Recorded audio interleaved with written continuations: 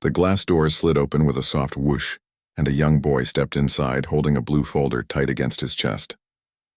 His name was Omari, 18 years old, wearing a gray windbreaker, black pants, and a pair of old white Nikes that had carried him through school, through work, through dreams. It was late morning, and the air outside still smelled like summer rain. Today was supposed to be his big day, the day he finally bought his first car with his own money. He had saved every dollar from tutoring and weekend shifts at a grocery store. Nothing fancy, just something reliable to take him to college. He looked around the shiny dealership, bright floors and big windows, cars lined up like trophies. His heart beat a little faster. He took a breath and walked up to the front desk. The woman there didn't even glance up, her eyes fixed on her computer. "Excuse me, ma'am," he said softly. "I'm here to look at a few used hybrids I saw online." She blinked once and asked without looking at him, "Are you here with your parents?" Omari shook his head. "No, ma'am. I'm buying it myself." He lifted the folder a little, showing the printed listings. The woman gave a small, polite smile that didn't reach her eyes. "Someone will be with you shortly." Then she turned back to her screen. Omari nodded, stepped aside, and waited. A minute passed, then 5, then 10. The lobby stayed quiet except for the sound of typing and the buzz of the lights above. Through the glass doors, he could see the cars gleaming under the sunlight, especially the silver Honda Civic he had circled in blue ink on his paper. It was still there, same VIN number. He took a step outside toward it, the smell of new tires and warm metal in the air. But before he could reach the car, a tall man in a red Crestview polo walked up. He held a clipboard and a tight smile. "You lost?" the man asked. Omari hesitated. "No, sir. I'm here to see one of the cars." He offered the folder again. The man didn't look at it. He scanned Omari's clothes instead, the shoes, the folder, then sighed. "This isn't really a place to hang around if you're not serious. We've had incidents lately." "Incidents?" Omari repeated quietly. "People coming around taking photos, wasting time," the man said. "You understand?" Omari's chest tightened. "I'm not wasting anyone's time, sir. I'm ready to buy. I just wanted to test drive one." The man laughed under his breath. "Look, why don't you come back with a parent or someone who can talk financing? Makes things easier." Omari straightened his shoulders. "I don't need a parent. I'm paying cash. My name's on the account. I've already spoken with my bank." The man's smile faded. He took a step back and said quietly, "Look, kid, I'm not trying to be rude. It's just, sometimes people get ideas. You should try one of the used lots down the road. Might be more in your range." Omari felt the words hit harder than they should have. He looked at the man for a long second, searching his face for something, a sign of understanding, of basic respect. But there was nothing there. "Just impatience, so you want me to leave?" Omari asked softly. "I'm saying we're busy today," the man replied. "Come back another time." The folder in Omari's hand suddenly felt heavier. He looked past the man toward the silver Civic shining in the lot, the one he had worked all summer for, and then back at the ground. His throat was tight, but he didn't say a word. He nodded once. Not in agreement, but in quiet understanding. Then he turned, walked back through the glass doors, and stepped outside. The sun had gone behind the clouds now, and the air felt heavier. He crossed the lot slowly, hearing the faint sound of laughter behind him, though he couldn't tell if it was about him or just another cruel coincidence. When he reached his old car, the one that sometimes stalled on cold mornings, he sat inside without starting it. The silence filled the space around him. His hands rested on the steering wheel, trembling slightly. He looked down at the folder on the seat beside him, the printed listings already smudged from his sweaty palm, and wondered how people could decide who was worth their time just by looking at their shoes. For a long minute, he didn't move. The rain started again, gentle at first, tapping on the windshield like the sound of quiet tears he refused to shed. He wasn't angry, and not yet. Just tired. Tired of proving, tired of pretending it didn't matter. Finally, he turned the key. The old engine coughed and came to life. He backed out of the lot slowly, eyes fixed on the road ahead. The dealership behind him grew smaller in the rearview mirror, its shiny windows reflecting nothing but gray sky. He didn't know it yet, but this moment, this quiet humiliation, would not end here. It would travel home with him into his mother's kitchen, into her heart. and by tomorrow morning, that same dealership would learn a lesson it would never forget. The rain followed him halfway home, the kind that wasn't heavy enough to block the road but steady enough to blur the world outside. Omari didn't turn on the radio. The quiet felt cleaner. He just watched the drops slide across the windshield, thinking about how a day that started with hope could twist so quickly into something that burned. The road between the dealership and home wasn't long, but it felt endless. Every red light stretched like time itself wanted him to sit with the feeling. A mix of shame, confusion, and something deeper. Disappointment not just in them but in how easily he'd accepted it. He had walked out quietly because that's how he was raised, to stay calm, to not make a scene. But now, alone in the car, he wondered if silence was just another way the world got away with things. He pulled into his neighborhood, where the streets were familiar, trimmed lawns, mailboxes leaning slightly to the left, the sound of sprinklers ticking in the distance.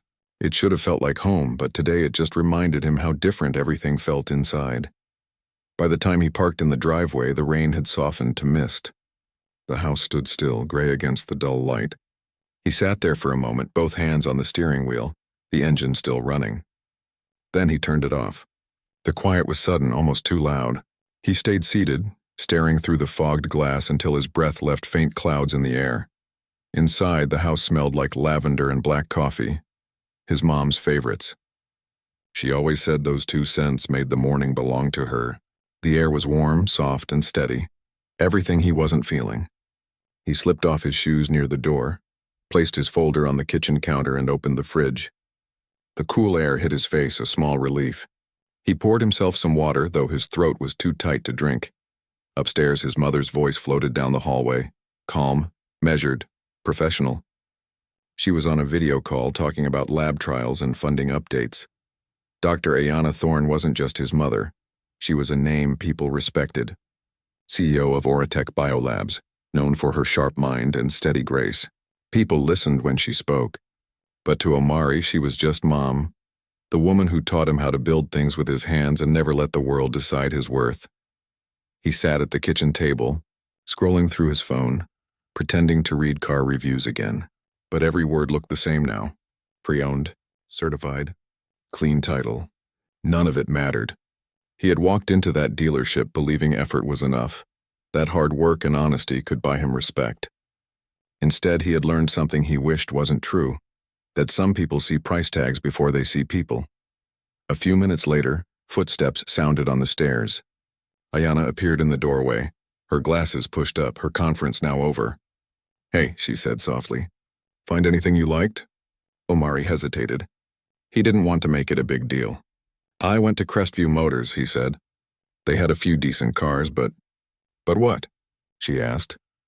"They told me to come back with a parent," he said, almost laughing at the absurdity of it. "Said I looked like I was just hanging around." Ayanna's face didn't change much, but her eyes did.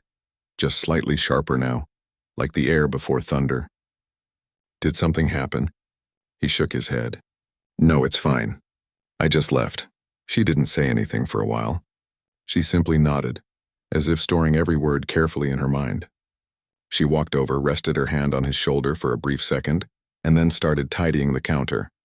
A small, quiet movement that said more than anger ever could. Omari went back to scrolling. The glow of the screen reflected on his face, but he wasn't really reading anymore. His thoughts kept drifting back to the salesman's smirk, the receptionist's flat tone, the way they looked right through him like he was invisible. He wasn't used to feeling small. Not like that. Upstairs, Ayanna's footsteps grew faint as she returned to her office, but her mind wasn't on her work anymore. She stared at her screen, at the spreadsheets and reports that suddenly seemed so far away from what mattered. She had spent her whole life breaking ceilings others built for her. Now someone had tried to do the same to her son, and she knew that feeling too well. Downstairs, Omari finally stood up, walked to the window, and watched the rain streak down again. His reflection in the glass looked older somehow, tired, maybe a little wiser. He wasn't thinking about the car anymore. He was thinking about the way the man had looked at him, about the quiet tone of dismissal, about the way people make assumptions before you even speak. For the first time, he understood something his mother once told him. You don't have to fight every battle, but you can never stop learning from them. He didn't know that. Upstairs, his mother had already opened her laptop. Not to work, but to search something else entirely. Crestview Motors ownership, she typed. Then dealership management, Smyrna, Tennessee. Her face was calm, but her eyes burned with quiet purpose. She wasn't planning a scene. She was planning a reminder. Omari sat down on the couch and finally exhaled. He didn't notice the sound of clicking keys upstairs, or the way the rain outside began to fade. The house was still again, the kind of quiet that comes right before something changes. Tomorrow would not be the same. That night, the air outside was heavy again, the kind that carried silence instead of wind. The storm that had been threatening all day finally broke after sunset. Soft thunder rolling far away, the kind that doesn't scare you but reminds you something is shifting. Omari had gone to his room early. His laptop sat open beside him, the glow lighting up his face as he scrolled through more used car listings. He wasn't looking for anything specific, just something to keep his mind busy. Every now and then he'd stop at a picture of a car that looked like the Civic from Crestview. His stomach would twist and he'd scroll past it. Upstairs, his mother's office light was still on. It usually stayed that way late into the night. Dr. Ayanna Thorne was known for her discipline. She believed in precision, in work, in words, in life. But that night her mind wasn't on her usual research. She was reading something else entirely. On her screen were pages about Crestview Motors, their ownership, their public reviews, their insurance partners, even the company that handled their liability claims. Years of leadership had taught her that real correction never came from shouting. It came from knowing exactly where to press. Ayanna leaned back in her chair, her glasses catching the faint light from the monitor. She wasn't angry. Anger burned too fast, and she had learned long ago that real power stayed cold until it needed to speak. She remembered the tone her son had used earlier, quiet, casual, as if trying to make it small so she wouldn't worry. But she'd heard what he didn't say, the exhaustion in his voice, the acceptance, the kind of tired that shouldn't belong to someone his age. Her fingers tapped slowly on the desk. She thought back to her own days as a young scientist, when she'd walk into rooms full of men who didn't see her until she started speaking. When she was asked if she was the assistant. When her name was printed smaller than her colleagues on reports she'd written. She had fought her way through it inch by inch, but it never stopped hurting. And now her son, bright, kind, patient Omari, had been treated like he didn't belong somewhere he had every right to be. That was something she couldn't let slide. She closed her laptop and stared at the window. The rain was still coming down, soft and steady, streaking the glass. Reflected faintly in it was the shape of her car in the driveway, the Rolls-Royce she rarely drove. She'd been given it years ago as a token of success, but she'd never cared much for symbols. Still, her mother's voice echoed in her mind from a long time ago. Sometimes people don't understand words until they see proof. Downstairs, the house was quiet. Omari had fallen asleep with his earbuds still in. His phone rested on his chest, playing soft instrumentals. The folder he'd taken to the dealership was still by his backpack, the edges curling slightly from the humidity. Ayanna walked downstairs, her steps slow but certain. She picked up the folder, flipped through the papers. The ink was slightly smudged where his fingers had pressed too hard. Each page told a small story. Effort, preparation, and belief that if you did things right, people would meet you halfway. But not everyone did. She closed the folder gently, holding it against her chest for a moment. It wasn't about proving anything now. It was about setting something right, quietly, clearly, and permanently. The next morning came gray and humid. The storm had passed, but the sky still carried the color of clouds that hadn't decided whether to leave. The street was damp, and tiny puddles caught the reflection of the sunrise. Ayanna was up before the alarm. She didn't rush. She moved with the same calm as every other morning. Shower, coffee, a touch of lipstick, her navy blue suit. But when she opened the garage door, the day shifted. The Rolls-Royce sat in the corner under a thin layer of dust. Its silver accent still gleamed even in the low light. It wasn't just a car. It was a statement she'd never intended to make but now needed to. She wiped her hand across the hood, leaving a clean trail through the dust. The sight of it made her think of Omari's small, polite smile when he said, "They told me to come back with a parent." "Well," she whispered softly, "they'll get one. By the time she stepped out of the garage, the morning air was thick with the smell of wet pavement. Birds called from the trees, and somewhere down the street a lawnmower started up.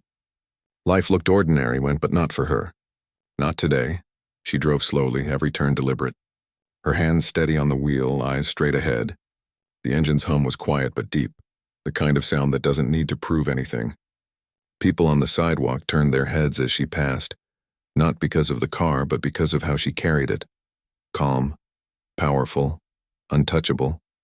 She wasn't going to shout or demand. She wasn't even planning to argue. She simply wanted them to see what they had missed, to face the quiet truth of their own blindness. Inside her head, she replayed Omari's words again and again. Not the ones he said, but the silence between them. That silence was the reason she was driving now. That silence deserved a voice. As the Crestview Motors sign appeared ahead, glinting under the pale morning sun, Ayanna exhaled once. Not out of nerves, but finality. She pulled into the lot, the smooth tires rolling over the gravel like a slow heartbeat. Inside the dealership, the same receptionist was already at her desk, tapping away, half distracted by her computer screen. Outside, the staff were just starting to line up the cars for display. None of them knew that in the next few minutes, this calm, well-dressed woman walking through their door would change something inside them. Not with anger, not with threats, but with truth spoken so clearly that it would echo long after she left. The morning light followed her as she parked and turned off the engine. For a second, she sat still, her hand resting on the steering wheel. The faint ticking of the cooling engine filled the silence. Then she smiled, not the smile of revenge, but of someone who already knows the outcome. The calm before the storm had passed. The real storm was about to begin, and this one would sound like quiet power. The sun was barely up when the glass doors of Crestview Motors slid open again. The same soft chime rang through the air, but this time it didn't sound the same. This time it carried weight. The kind of silence that follows power when it enters quietly. Outside, the morning light hit a car that didn't belong in a place like this. A deep midnight blue Rolls-Royce Dawn, polished so perfectly that the clouds above seemed painted across its hood. The silver badge gleamed like armor, and for a moment everyone stopped. Conversations faded. Coffee cups froze midair. Even the sound of car keys jingling went still. The receptionist, the same woman who had ignored Omari the day before, looked up from her desk. Her hands froze on the keyboard as the car door opened. Out stepped a woman who looked like calm turned into form. She wore a tailored navy suit, simple silver earrings, and a quiet confidence that didn't need to announce itself. Her posture said it all. She belonged anywhere she walked into. Dr. Ayanna Thorne didn't glance around. She didn't scan the room or hesitate at the entrance. She walked straight ahead, heels clicking softly against the tile floor, the faint rhythm echoing through the silent showroom. "Good morning," she said, voice steady and smooth. The receptionist blinked, quickly standing. "Good morning, ma'am. Are you here for a service appointment?" Ayanna's expression didn't shift. "No," she said simply. "I'd like to speak to your manager." The woman nodded quickly, fumbling for the phone. "Of course, one moment, please." Within a minute, a man in his 40s appeared from an office near the back. He had that practiced smile, the one people wear when they think they're in control of the situation. His name tag read Dan Grissom, General Manager. He walked briskly toward her, extending a hand before he'd even reached the counter. "Morning, ma'am. I'm Dan, the General Manager here. How can I help you today?" Ayanna looked at his hand, then at his face, but didn't take it. Instead, she placed her black leather bag on the counter and spoke in a calm, even tone. "You had an interaction with my son yesterday," she said. 18 years old, black, wore a gray jacket. Came in with printed listings for a few used hybrids. The smile on Dan's face faltered just slightly. Well, ma'am, I meet a lot of people every day. If there was some misunderstanding, She didn't let him finish. She opened her bag and took out a blue plastic folder, Omari's folder, and set it on the counter between them. The same pages, the same smudged edges. "He came in with this," she said. He waited. He spoke politely. He offered cash. He was told to come back with a parent. And when he tried to explain, he was told to leave. The room around them grew quieter. Even the faint buzz of the overhead lights seemed to fade. The receptionist behind her had stopped typing completely. A salesman near the window froze mid-step. pretending to organize papers that didn't need organizing. Dan's professional smile was gone now. His jaw tightened. "Ma'am, I'm sure our staff didn't mean—" She raised her hand slightly. Not rude. Not dramatic. Just enough to stop him. "Intentions aren't the point," she said softly. "Impact is." He opened his mouth, but no words came out. Ayanna continued, voice level but sharp with precision. "My son didn't tell me what happened because he didn't want to cause trouble. He didn't raise his voice. He didn't record anyone. He walked out quietly. But that quiet doesn't mean it didn't matter." Dan swallowed hard. I understand," she shook her head lightly. "No, you don't. Not yet." She reached into the folder, pulled out one of the printed listings and held it up. The Civic, the same one Omari had circled in blue pen. "Your staff told him this was out of his range. They never asked his name. They never checked his account. They decided who he was before they let him speak." Her voice didn't rise, but the weight behind it filled the room. "You didn't just turn away a buyer. You turned away a young man who was ready to believe the world was fair if you worked hard enough. You didn't just insult him. You reminded him that to some people his worth still depends on what shoes he's wearing." Dan couldn't meet her eyes anymore. He looked down, hands tightening around his clipboard. Ayanna slowly slid a business card across the counter. Matte black. Her name printed in silver letters, Dr. Ayanna Thorne, CEO, Oratech Biolabs. "I'm not here to complain," she said. "I'm here to remind you of something. The next time a young man walks into your dealership prepared, polite, and ready to buy, don't ask him if his parents are coming. Ask him what he's looking for. You never know who you're turning away." For a moment, no one breathed. Then she picked up the folder, tucked it neatly back into her bag, and adjusted the strap on her shoulder. "And just so we're clear," she added, glancing toward the window, "the car outside isn't for sale. It's just a visual aid." She turned and began walking toward the door, the soft sound of her heels echoing through the stillness. The staff's eyes followed her all the way to the exit. Dan stood frozen, clipboard limp in his hands. The receptionist's eyes were wide, her fingers trembling on the desk.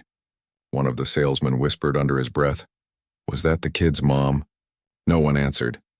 Outside, Ayanna reached her car, opened the door, and paused for a moment before getting in. The reflection in the dealership window showed her face, calm, composed, but heavy with memory. She took a slow breath, then started the engine. As the Rolls-Royce pulled away, its quiet hum rolled through the lot like a whisper of truth too powerful to ignore. Inside, the silence she left behind said everything words couldn't. In less than 5 minutes, she hadn't raised her voice once. But every person in that building felt smaller. Not from shame, but from realization. They had seen wealth before. They had seen power before. But they had never seen dignity carried so quietly. And it left an echo they would remember far longer than her car's taillights. For a long moment after she left, the dealership stayed frozen. The door had barely closed, but the silence she left behind still hung in the air like smoke after lightning. Dan, the manager, stood behind the counter staring at the spot where she'd placed her black business card. It gleamed faintly under the fluorescent light, silver letters catching his reflection. He picked it up slowly, reading the name again. Dr. Ayanna Thorne, CEO, Oratech Biolabs. He didn't know what hurt more, the embarrassment of being called out, or the weight of what she'd said around him. His staff pretended to get back to work, but no one really did. The receptionist sat rigid in her chair, typing nonsense just to fill the silence. The salesman in the red polo, the same one who had turned Omari away, stood by the window, watching the Rolls-Royce disappear down the road. No one said a word. Dan finally exhaled, the sound sharp in the quiet. "Chris," he said softly. The man in the red shirt turned. "Yeah? Come to my office." Chris followed him down the hallway, the sound of their shoes clicking on the tile breaking the heavy silence. Inside, Dan closed the door behind them. For a second, neither spoke. Dan sat down at his desk and stared at his hands. His clipboard was still there, his pen resting across it. He picked it up, clicked it once, twice, then set it down again. "You remember that kid from yesterday?" Dan asked finally. Chris nodded. "The one?" "Yeah, the one looking at the Civic." Dan's tone stayed quiet. "Tell me exactly what happened." Chris shifted his weight, eyes darting to the floor. "He came in alone. Looked young. I thought maybe he was just killing time, you know? We've had people like that before." "So you didn't help him?" "I talked to him. But he didn't look serious. Didn't dress the part. Said he wanted to buy with cash. He laughed nervously, trying to make it sound reasonable. People say that all the time. Dan didn't move.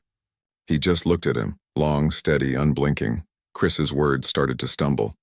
I didn't mean anything by it. It's just what? Dan interrupted softly. Chris hesitated, his mouth opening and closing like he wanted to say something honest but couldn't find a version of it that wouldn't sound ugly. Finally, he muttered, "It's just the way he looked." The silence after that sentence was louder than any argument could have been. Dan leaned back slowly in his chair. I've been in this business 20 years, he said. I've seen every kind of buyer. The ones with money who dress poor, and the ones with debt who dress rich. And you'd think by now we'd stop judging which is which. But here we are. Chris's shoulders sank. Look, I didn't mean, I know, Dan said quietly. That's the problem. He rubbed his temples. She didn't yell, Chris. She didn't threaten lawsuits or call the news. She just told the truth, and it hit harder than anything else could have. Chris didn't respond. His chest tightened. Somewhere deep down he knew she was right. He'd done it before. Brushed people off, sized them up in seconds, decided they weren't worth his time. It wasn't hatred, he told himself. It was habit. But now that word, habit, felt like a wound. Dan stood up and walked to the window. The Civic Omari had wanted was still parked near the lot entrance, shining under the morning light. It looked the same, but now it felt different, like a symbol of everything they'd missed. Detail that car, Dan said quietly. Chris blinked. Sorry? Detail it. Tires, glass, battery, the works. I want it spotless. You think the kid's coming back? Dan shook his head. No, I don't think he will. But it's not about him anymore. It's about what kind of people we choose to be after today. Chris looked at him, eyes heavy. You really think she was serious? About everything she said? Dan turned, his face calm now, the edge gone from his voice. She didn't need to sound serious. She was truth itself. You could feel it. For a long time after Chris left, Dan stayed at his desk. He took out a blank sheet of paper and began to write, slowly, carefully, an internal memo to his entire staff. He didn't use fancy words or corporate lines. Just one sentence after another, clean and simple. Every person who walks through our doors deserves respect. We are not here to judge who looks like a buyer. We are here to serve everyone with equal dignity. Starting today, that's our rule. No exceptions. He printed it, signed it, and pinned it on the staff board in the break room. When the others read it later, no one laughed. No one rolled their eyes. They just stood there, a little quieter, a little more aware. The rest of the day felt different. The air itself felt heavier, but not in a bad way, in the way that comes after truth fills a room. The receptionist caught herself greeting a young man that afternoon with more warmth than usual. She didn't even realize she'd done it until afterward. Chris, the salesman, found himself talking longer to a customer who asked too many questions, something he used to hate. Dan watched from his office. It wasn't redemption, not yet. But it was something better than denial. It was awareness. He looked again at the black business card on his desk. He didn't plan to frame it or display it. He just kept it there, right under his computer screen, where it would stay, a silent reminder of the day someone walked in and forced them to see what they'd chosen to ignore. That night, when he locked up the dealership and turned off the lights, he paused by the glass doors. Through the reflection, he saw his own face and the faint ghost of the Civic behind him. For the first time in years, he didn't see a car salesman. He saw a man who'd been reminded of his humanity, and who wasn't going to forget it again. The dealership had sold many cars over the years, but that day it gained something it hadn't had in a long time, conscience. And the lesson didn't come from a billionaire or a powerful name. It came from an 18-year-old boy with a folder full of printed papers and a quiet kind of grace. The morning after Ayana's visit felt strange, not because of what she'd done, but because of what she didn't say. She didn't mention the dealership. She didn't mention the man with the clipboard, the frozen stares, or the quiet that followed her voice. She moved through the house the same way she always did, unsteady, calm, deliberate. Coffee brewed, papers stacked neatly, laptop open on the dining table. But something in her silence felt different. It wasn't the silence of distance. It was the silence of closure. Omari came downstairs late, rubbing the sleep from his eyes. He was still tired, though he'd gone to bed early. He had dreamed about the dealership, not the part where they turned him away, but the moment before when he'd still believed it would go right. In his dream, he'd opened the glass door, smiled, and the receptionist had smiled back. It was such a small, ordinary thing, but it stung to wake up and realize it had never happened. He grabbed a bowl of cereal, sat at the counter, and glanced at his mom. "You heading to work?" he asked. Ayanna didn't look up from her laptop. "Working from here today," she said. "Few meetings, few calls," he nodded, taking a bite. He didn't know that she'd already handled her most important meeting yesterday, one that didn't need a boardroom or a screen share. After breakfast, he went out to the garage. His old car sat there quietly, a few oil stains beneath it, a reminder of all the hours he'd spent trying to keep it running. He opened the door, sat inside, and rested his hands on the steering wheel. The seat felt smaller now, like the car had aged overnight. He turned the key but didn't start the engine. He thought about everything that had happened, the way they'd looked at him, the way he'd just walked away. He hadn't realized until now that the worst part wasn't being dismissed. It was how natural it had felt, how easy it was to believe that maybe they were right. He ran a hand over his face, shaking his head slightly. "Nah," he whispered under his breath. "Not anymore." Upstairs, Ayanna was on a video call with one of her research partners, but her focus drifted. She kept thinking about Omari, about the way he'd come home yesterday trying to hide the weight in his voice, about how quietly he had carried something so heavy. She'd seen that look before, years ago in the mirror. Back when she was 24, sitting in a lab meeting where every idea she gave was repeated by someone else and called genius. Back when she was asked if she was the assistant, even though her name was on the project. Back when silence had been her only defense until she learned to make her voice a tool, not a weapon. That's why she'd gone to the dealership, not for revenge, not even for her pride, but because she refused to let her son grow up thinking that silence meant acceptance. After her call, she looked out the window. The day was clear, sunlight cutting through the trees. She saw Omari outside now, washing his car, slow movements, thoughtful, focused. That was her son, always fixing things even when he didn't have to. Later that afternoon, Ayanna walked into the garage. "Need help?" she asked. Omari looked up, surprised. "You wash a car?" She smiled slightly. "I wasn't offering, just asking." He chuckled, a small, genuine sound that softened the air between them.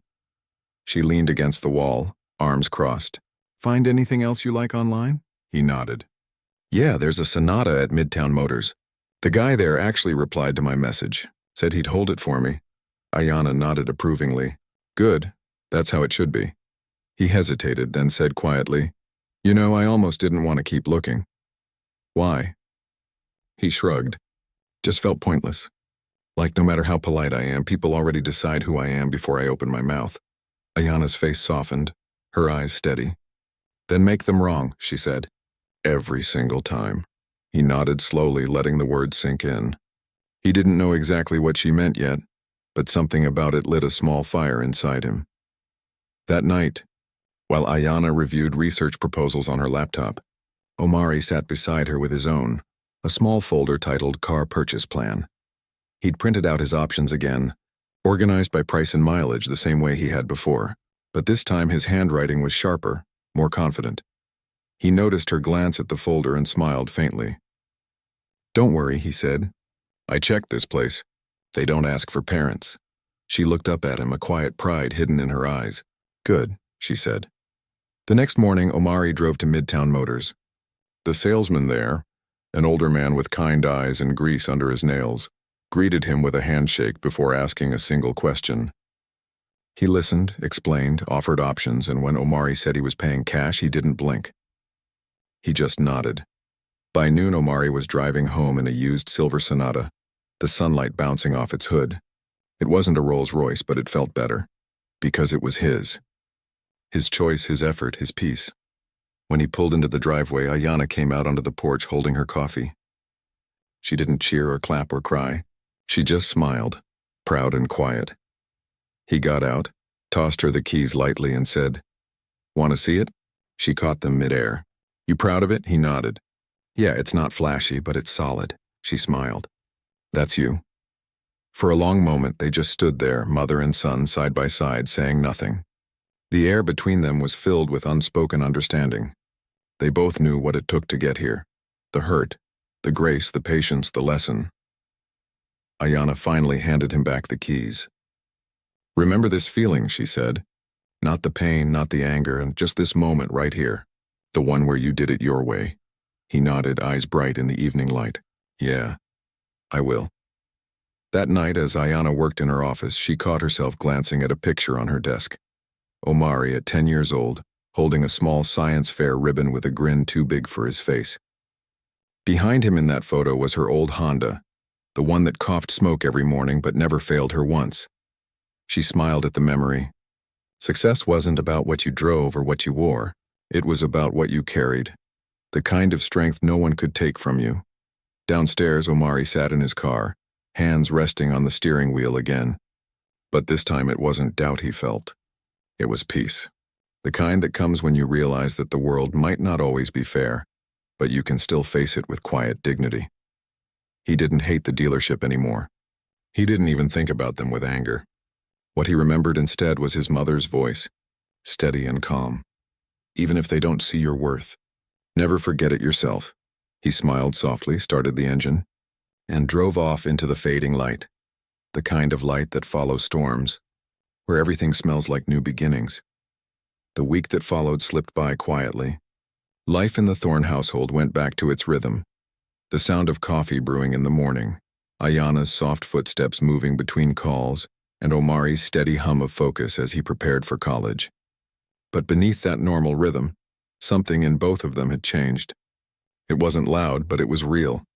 Omari drove his new Sonata with care, not showing off, not rushing anywhere. Every time he gripped the steering wheel, he felt a mix of pride and calm. It wasn't just a car anymore. It was a small piece of victory, a quiet reminder that dignity could outlast judgment. Sometimes, when he stopped at red lights, his thoughts wandered back to Crestview Motors. Not in anger, but in memory. He wondered if the people there remembered him, the boy they'd waved off like a shadow, and if they ever thought about the woman who had come the next morning in silence and left them speechless. They did.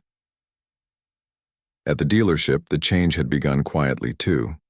Dan's memo was now pinned on every wall, one in the break room, one near the sales counter, one by the front desk where the receptionist worked.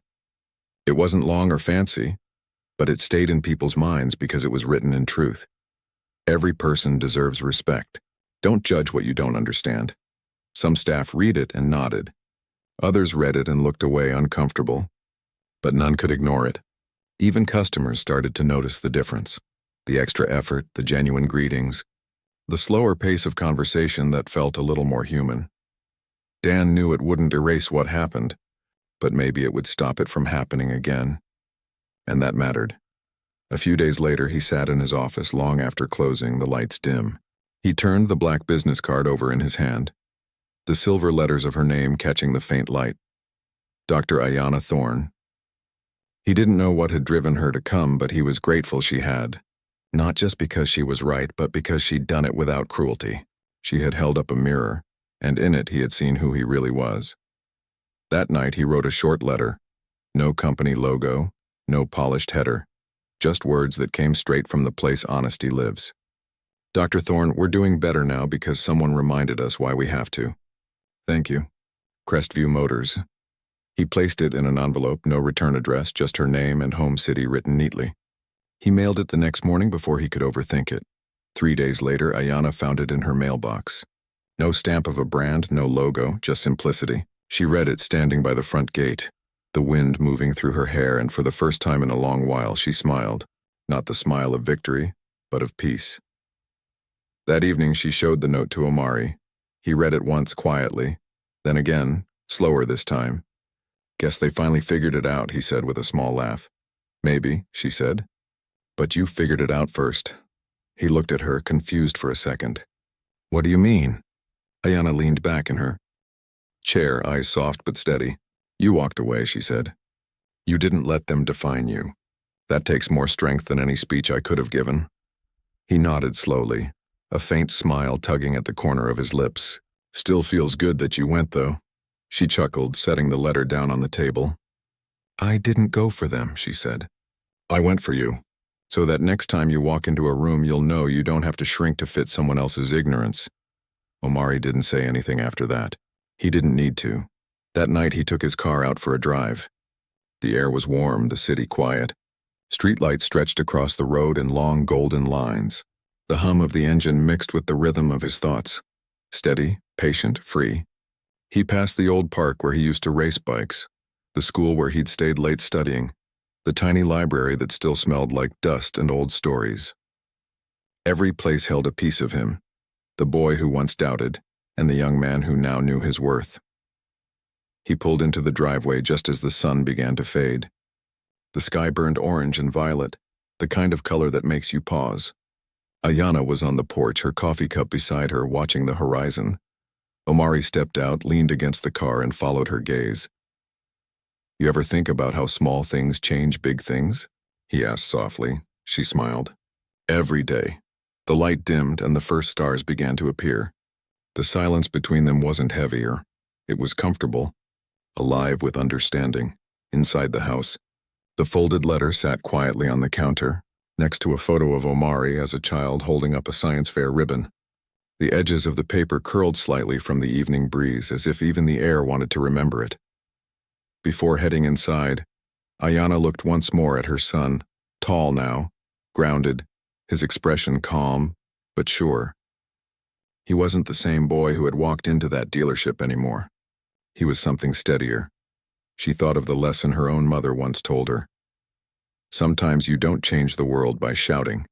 You change it by showing people who they really are. That's what she'd done. That's what Omari had lived. The world outside wasn't perfect. There would be more doors that didn't open, more people who looked and didn't see. But now there was also this story, one of quiet grace, quiet strength, and quiet transformation. As the night deepened, the house lights glowed softly from the windows. Omari walked to his car one last time, ran a hand along its clean silver hood, and smiled. He didn't just see a car. He saw growth. He saw proof. And in that still golden silence between them, both mother and son understood. Sometimes the most powerful stories aren't the ones told with noise and anger. They're the ones lived with dignity, patience, and the kind of strength that whispers instead of shouts. Because real change doesn't always roar. Sometimes it arrives quietly, in a calm voice, a steady gaze, and a simple act of respect that ripples farther than anyone can see. The screen could fade to black right there, the sound of an engine starting, the faint echo of rain in the distance, a reminder that even after storms, the road always leads forward.